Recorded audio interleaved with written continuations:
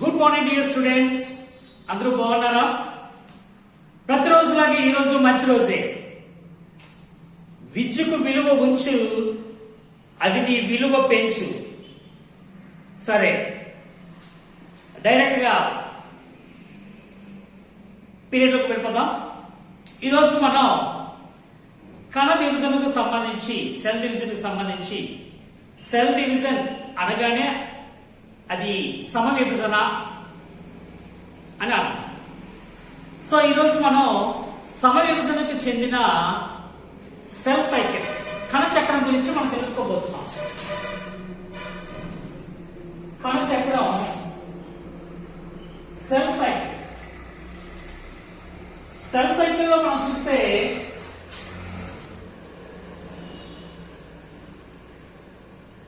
it takes 1 hour to complete the mitotic division. So in the mitotic division, mitotic division, it takes 40 to 60 minutes. So ఈ సమవిభజన జరగడానికి 40 నుంచి 60 నిమిషముల సమయం పడుతుంది. మిగతా సమయం అంతా కూడా ఇది ఇంటర్ఫేస్, అంతర్దశలో ఉంటుంది. అంతర్దశలో అంటే ఒక మైటాటిక్ డివిజన్ జరిగి రెండో మైటాటిక్ డివిజన్ జరగడానికి, అంటే రెండు సమ విభజనలకు మధ్య ఉండే సమయాన్ని మనం అంతర్దశ అని పిలుస్తాం. ఇంటర్ఫేస్, అంతర్దశ, interface. The period between the two mitotic divisions, it's called as interphase, అంతర్దశ. ఈ అంతర్దశలో సమవిభజనకు కావలసిన material, the DNA material and other organelles, కావలసిన పదార్థాలన్నీ కూడా తయారవుతాయి. That means DNA taluka replication, ప్రతికృతి కాపింగ్ జరుగుతుంది. సో ఆ విధంగా మెటీరియల్స్ అన్ని కూడా సంసిద్ధమవుతాయి ఈ అంతర్దశ. ఈ అంతర్దశని తిరిగి ఇంటర్ఫేస్ ని డివైడెడ్ ఇంటూ 3 phases, 3 దశలుగా మనం చెప్పుకోవచ్చు. అదేంటో చూద్దాం. ఒకటి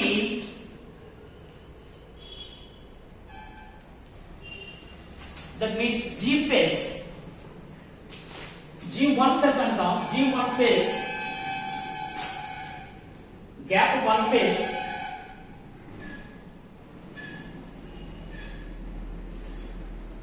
S phase,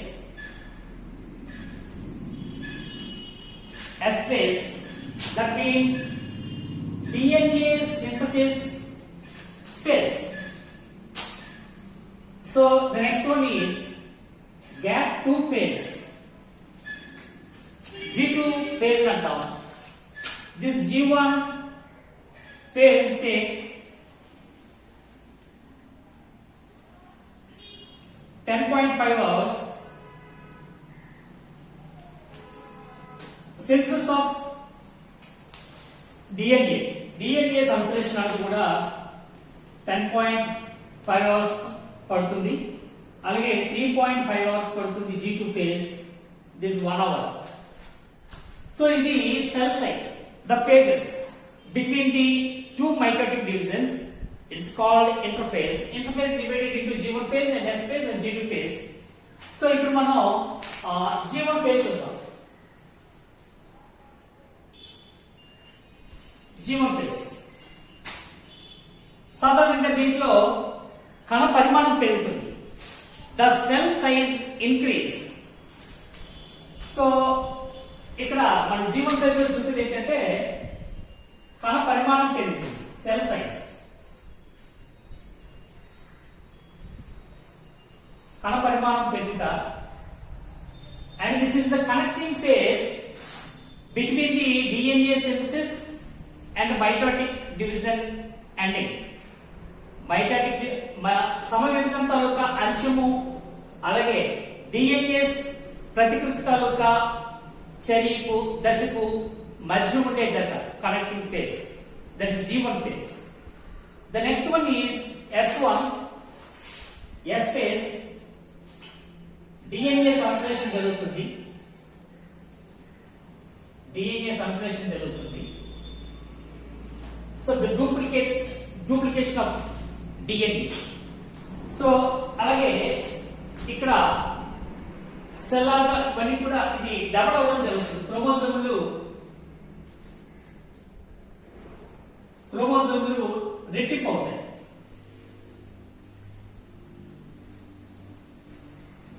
క్రోమోజోమ్స్ రెట్టింపు అవుతాయి.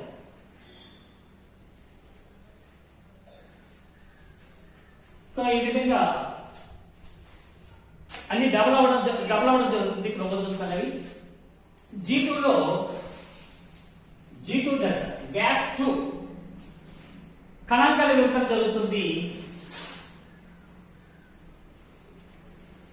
కణాంకాల విభజన division of cell organelles to distribute equally into the daughter cells. కణ విభజన తర్వాత డాటర్ సెల్లోకి కావలసిన పంపవలసిన పదార్థాలు అన్ని ఇక్కడ సిద్ధమవుతాయి. అలాగే క్రోమోజోమ్స్ కూడా డబుల్ అవడం జరుగుతుంది. సో ఈ విధంగా this G2 phase the cell organelles divide and chromosomes ready to participate in the mitosis division. సమయ విభజనకి సిద్ధంగా ఉంటాయి. They are ready to participate in the mitotic division. So that means mitosis. ఇప్పుడు M phase M దశ అనగా ఇది mitotic division. The mitotic division includes prophase, metaphase, anaphase, telophase and cytokinesis. These 5 occurred in this series, in the form of series. So ప్రథమ దశ, ఇందులో M దశలో మనకి ప్రథమ దశ అన్నది మొదలది ఆ పేరులోనే ఉంది. అలాగే మైటాసిస్ అనగానే Maytas, that means thread like structures, chromosomes. ఆ థ్రెడ్ లైక్ స్ట్రక్చర్స్ డివైడ్ అవుతాయి, అందుకే దీన్ని మైటోసిస్ అన్నారు. డివైడ్ అయిన అవి పిల్ల కణాల్లోకి సమానంగా పంచబడతాయి. They distribute in the same number into the daughter cells. So that's why it's called as mitosis. సమ విభజన, క్రోమోజోములు సమానంగా పంచబడతాయి. సో అందుకు ఇది సమ విభజన చెప్పి మనం పిలుస్తాం. ప్రథమ దశ, దిస్ ఈజ్ ప్రొఫేజ్ లో జరిగే పనులు చూద్దాం. ఈ క్రియలకి పోర్ట్ నరసింహారావు గారు మరియు జాన్సన్ గారు కలిసి ఇద్దరు శాస్త్రవేత్తలు చేసిన ప్రయోగాల ద్వారా ఈ కణచక్రంలో జరిగే ప్రక్రియలన్నీ కూడా వీళ్ళు కణ సంలీనం అనే ప్రక్రియను ఉపయోగించి cell fusing technique, Potu Narasimharao గారు and Johnson conducted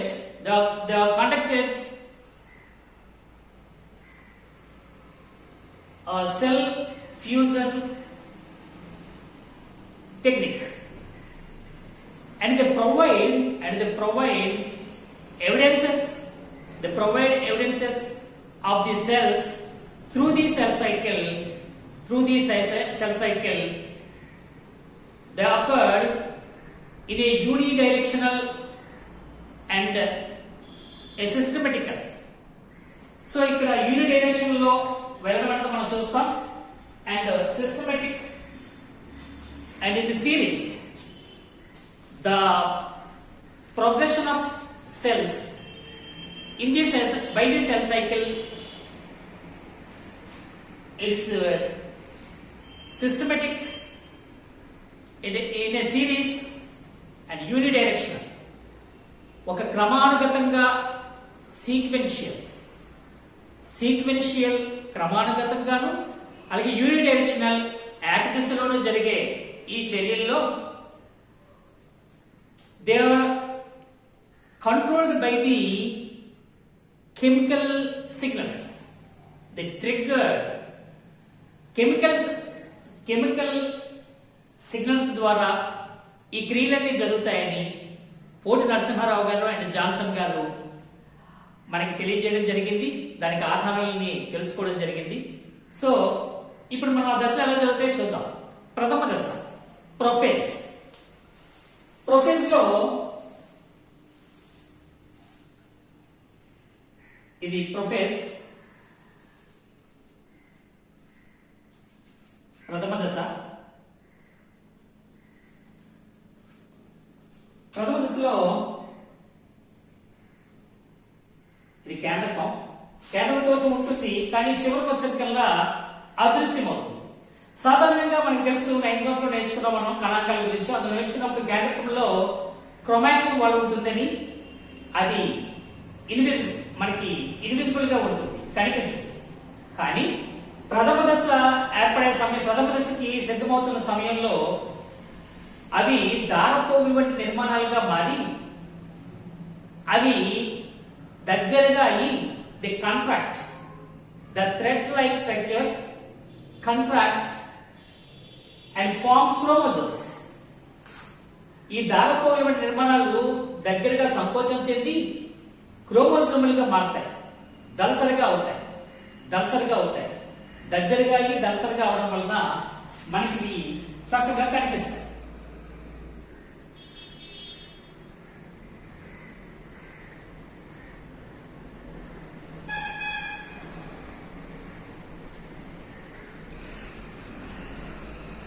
chromosomes 4 chromosomes వేసాం మనం. సో అలాగే ఇక్కడ సెంట్రియోల్స్ ఉంటాయి. యానిమల్ సెల్స్ లో సెంట్రియోల్స్ ఉంటాయి మనకు తెలుసు.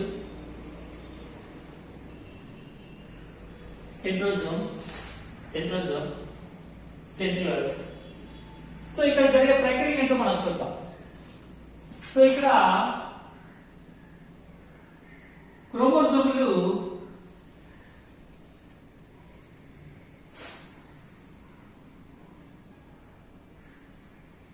కాంట్రాక్ట్, సంకోచం చెంది దళసరిగా మారి కనపడతాయి. అంతకుముందు మనకు కనిపించవు, కానీ మైటోకాండ్రియల్ కోశకల్లో కనపడతాయి. సో అది ఇక్కడ జరిగే ముఖ్యమైన అంశం. కనపడమే కాకుండా ఇవి chromosomes, they split lengthwise to form chromatids. So ఇవి స్ప్లిట్ అయ్యి క్రోమాటిడ్స్ గా మారుతాయి. ఇవి క్రోమాటిడ్స్.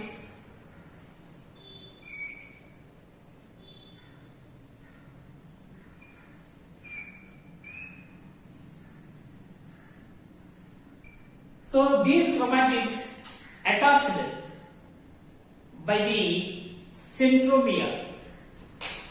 దీన్ని మనం సెంట్రోమియర్ అంటాం. Centromere. These are centrioles.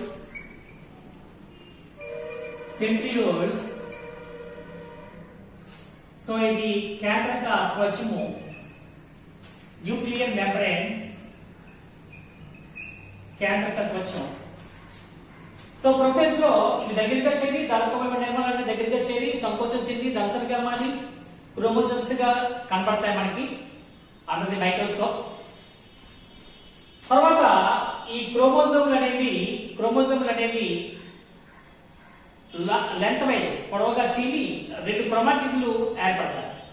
So రెండు క్రోమాటిడ్లుగా మారుతాయి. ఈ చర్య జరుగుతున్నప్పుడు ఈ కేంద్రక nuclear membrane, at the end of this prophase the nuclear membrane disappears. ఇది అదృశ్యమవుతుంది. సో ప్రొఫేజ్ లో జరిగే ముఖ్యమైన చర్యలు ఏంటంటే ఇది కేంద్రక త్వచం అదృశ్యమవుతుంది. సో ఈ విధంగా ఉంటుంది. ఇక రెండో దశ చూద్దాం. సెకండ్ ఫేజ్ రెండవ దశ. రెండవ దశలో చూసినప్పుడు ఈ రెండవ దశను మనం మధ్యస్థ దశ అంటాం.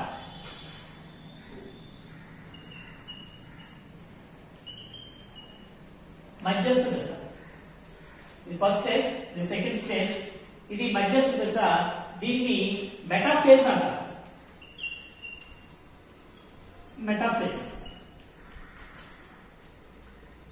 సో మెటాఫేజ్ లో ఏం జరుగుతుందంటే రెండో దిక్కు చూద్దాం. సో కేంద్ర కొంచెం అదృశ్యమైపోయింది. ఇప్పుడు మెటాఫేజ్ అనగానే క్రోమోజోములన్నీ మధ్యగా చేరతాయి.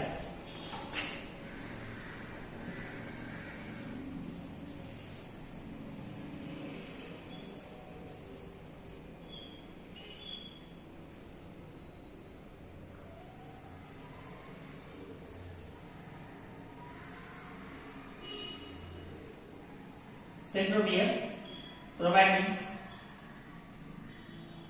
సో సెంట్రోమియర్స్ అన్ని కూడా మధ్య ఫలకం మీదకి వచ్చి చేరతాయి. అలాగే సెంట్రోజోమ్ డివైడ్ అయ్యి దాని నుంచి స్పిండల్ ఫైబర్స్ కండి తంతువులు ఏర్పడతాయి. సెంట్రోజోమ్ నుంచి rod like structures contain centrioles. Centrioles కలిగి ఉన్న ఇది సెంట్రోజోమ్ కణ విభజన చెందుతూ it divides and form spindle fibres and spindle equator. కణ ఫలకం అనేది ఇక్కడ మధ్యస్థ ఫలకం అనేది ఇక్కడ ఏర్పడడం అనేది మనం చూస్తాం. దాన్ని మనం ఫైబర్స్ కాబట్టి స్పిండల్ ఫైబర్స్ కాబట్టి కండ ఫలకం అంటాం.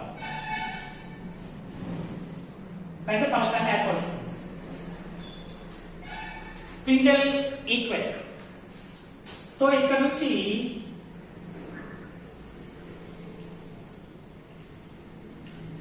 Spindle fibres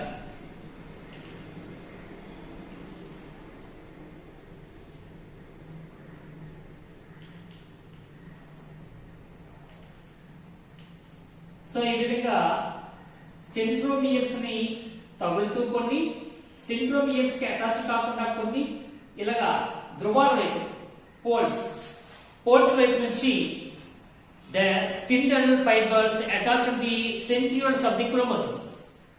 So is chromosomes యొక్క centrioles కి అటాచ్ అవుతాయి. కొన్ని అటాచ్ అవ్వకుండా డైరెక్ట్ గా పోల్ టు పోల్ వెళ్ళిపోతాయి. అందులో కొన్ని తప్పనిసరిగా ఈ సెంట్రియోల్స్ కి అటాచ్ అయి ఉంటాయి. సో ఇప్పుడు మనకి చూస్తే రెండో దశ మధ్యస్థ దశ. మధ్యస్థ దశలో అన్ని మధ్యస్థంగా ఉంటాయి. సెంటర్ లో ఈక్వేటర్ ప్లేట్ లో ఏర్పడి ఉంటాయి. సో ఈ విధంగా ఏర్పడి ఉంటాయి కాబట్టి ఇది మధ్యస్థ దశ. సో ఇప్పుడు మనం మూడవ దశ చలన దశ అనాఫేజ్. పేరులోనే ఉంది చలన దశ అని. Anaphase, this prophase,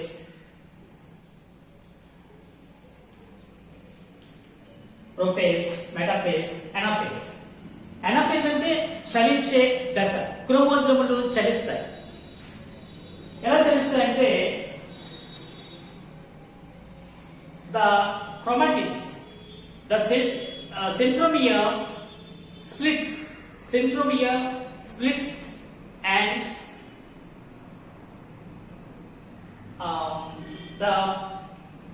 divides chromatids and divides chromatids, and the spindle fibers contracts and pull to the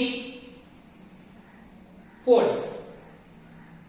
So the chromosomes, the chromatids divides and they move to the poles.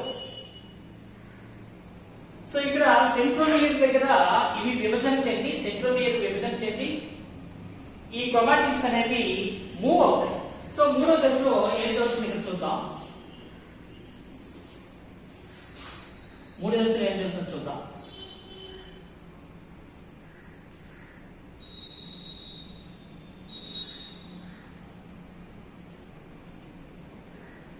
So ఇప్పుడు centromere దగ్గర నుంచి ఇవి లాగబడుతుంది. Centromere కూడా divide అయిపోయింది.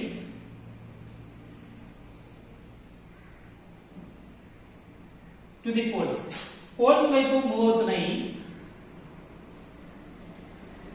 అలాగే ఇవి పైన ధ్రువానికి వెళ్ళమని మనం చూస్తాం.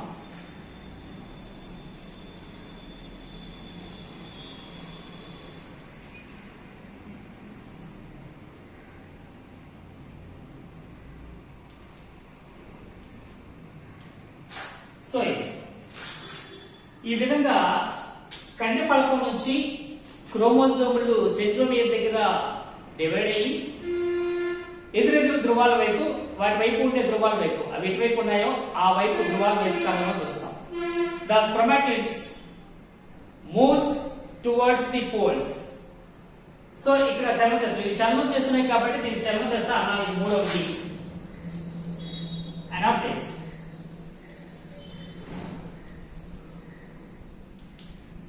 సో పోల్స్ ఇచ్చారు. ఇక నాలుగవ దశ, చలన దశలో క్రోమాటిడ్లు ధ్రువాల వైపు కదులుతాయి. ధ్రువాల వైపు లాగబడతాయి.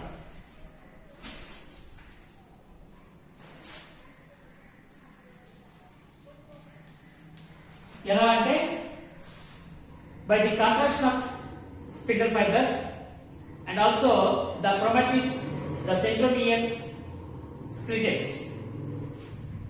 సో ఇక్కడ సెంట్రోమియర్ డివైడ్ అవుతుంది, అవి స్పిండల్ ఫైబర్స్ సంకోచం చెందాయి, పైకి అవుతాయి.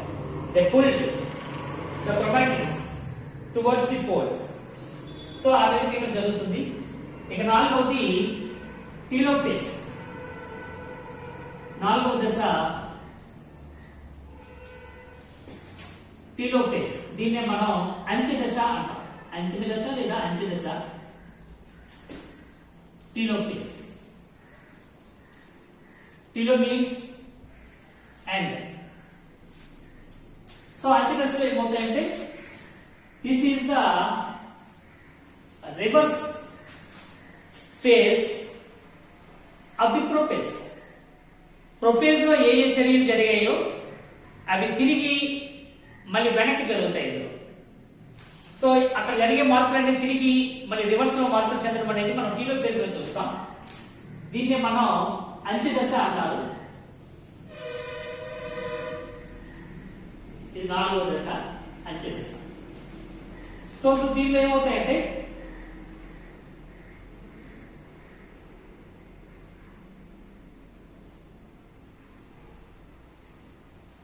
మళ్ళీ క్రోమోజోములు అనేవి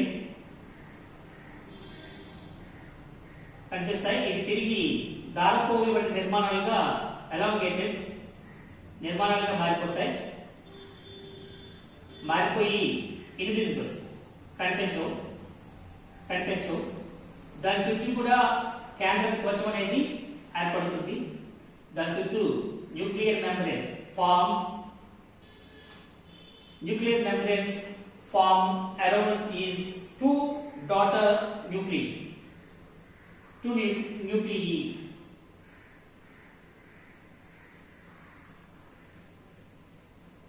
ఇవి కనిపిస్తున్న ఈ క్రోమోజోములు మళ్ళీ దారపోగుల నిర్మాణాలుగా తయారైపోయి సైటోప్లాజంలో కలిసిపోయి, సైటోప్లాజం క్యారియోప్లాజం కేంద్రక ద్రవ్యంలో కలిసిపోయి మళ్ళీ క్రోమాటిన్ వలగా మారిపోతుంది. క్రోమాటిన్ వలగా మారి మరి కనిపించడం మనకి మైక్రోస్కోప్ లో చూడడానికి కనిపించు. అలాగే దీని చుట్టూ కూడా కేంద్ర త్వచం ఏర్పడుతుంది. సో ఇందాక డిసపియర్ గా ఉన్న కణాంగాలు ఇవన్నీ కూడా తిరిగి మనకు కనిపిస్తాయి, ఫార్మేషన్ జరుగుతుంది. సో ఇవన్నీ కూడా పంచబడతాయి సైటోప్లాజం. సో ఈ విధంగా అంచె దశ అనేది జరుగుతుంది. సో ఇక్కడ అత్య దశలో జరిగేది ఏంటంటే ఇందాక కేంద్రక మన ప్రథమ దశలో చూసాం, సంకోచం చెందాయి. ఇవి క్రోమోజోములు పొడవవుతాయి, క్రోమోజోమ్స్ పొడవుగా సాగుతాయి.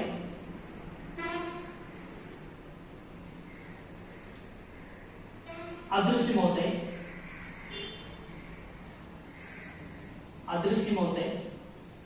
మనకు కనిపించవు, ఇన్విజిబుల్. అండ్ కేంద్రక త్వచలు ఏర్పడతాయి.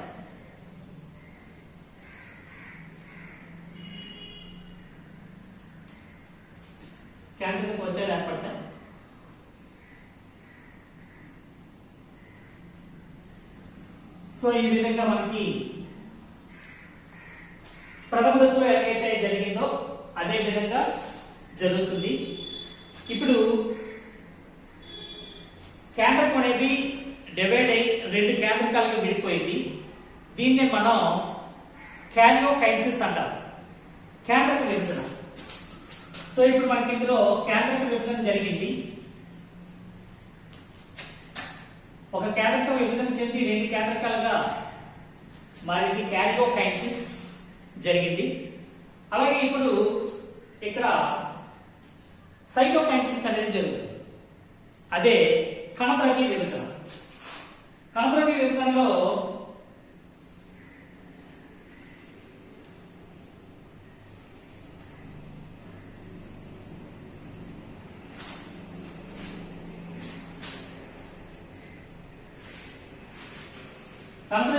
విభజనలో